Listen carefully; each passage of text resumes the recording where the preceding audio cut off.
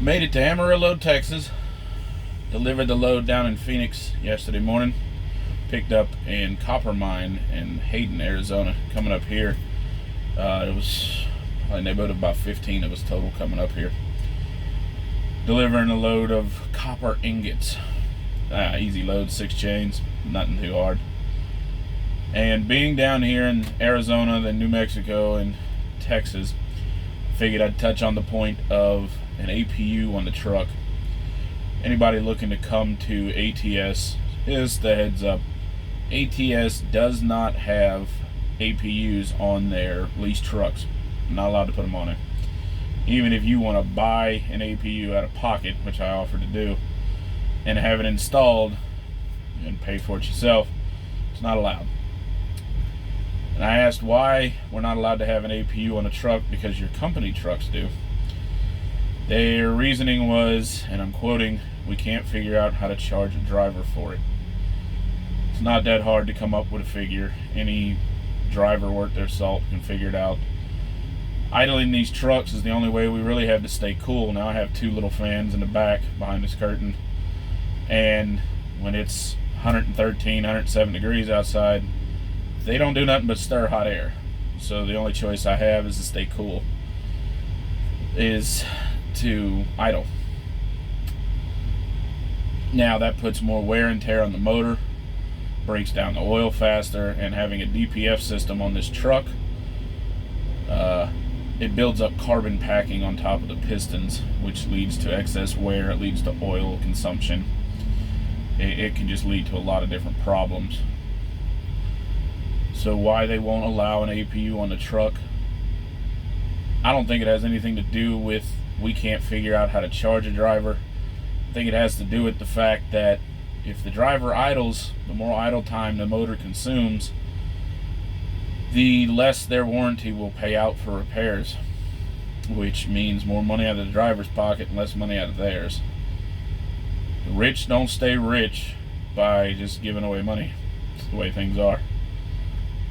So that's the way this works. As you can see, I'm sweating already. The truck's only been off a few minutes, but it's 97 degrees out here, so that'd be why. But personally, I think all trucks should have an APU on them, especially with all the emission laws and the DPF systems on these trucks. I do not understand not having an APU on a truck. It just does not make sense to me. They're not that expensive. Brand new units go for the neighborhood of $11,000 to $12,000. But personally, I would rather spend $11,000 to $12,000 than end up spending tens of thousands of dollars more to fix a motor. I know doing top end rebuilds on some of these motors can go anywhere from $20,000 to $40,000. So which number sounds better, 12 and 13,000 or 20 to 40? And weeks down rebuilding a motor, your wheels ain't turning, you're not earning. So it kind of makes sense to me to keep that from happening. So like I said, if you're looking to come to ATS, be forewarned, there are no APUs on the trucks.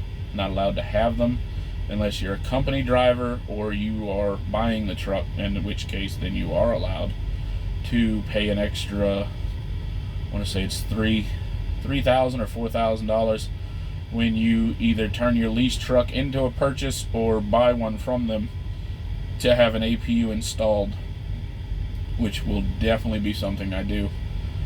Besides that, all you can do is watch your idle time. Try and run during the hottest part of the day and try and sleep the coolest part. But if you've been driving a while, you know being in the South during even the night, it's summer, is not cool. It's very humid, very hot, especially out in the desert. It's extremely hot. Humidity's not a problem out there, but heat definitely is. 110, 115. Sunday night when I shut down in Arizona, it was 107 at midnight. Let that sink in. Try sleeping at 107 degrees at midnight. Not easy. And I'm still pouring out sweat, I'm sorry. But just figured I'd throw that out there. Just my opinion on this subject. I know everybody has their own opinion on it, but from my point of view, every truck should have an APU. Thanks for watching. Catch you next time.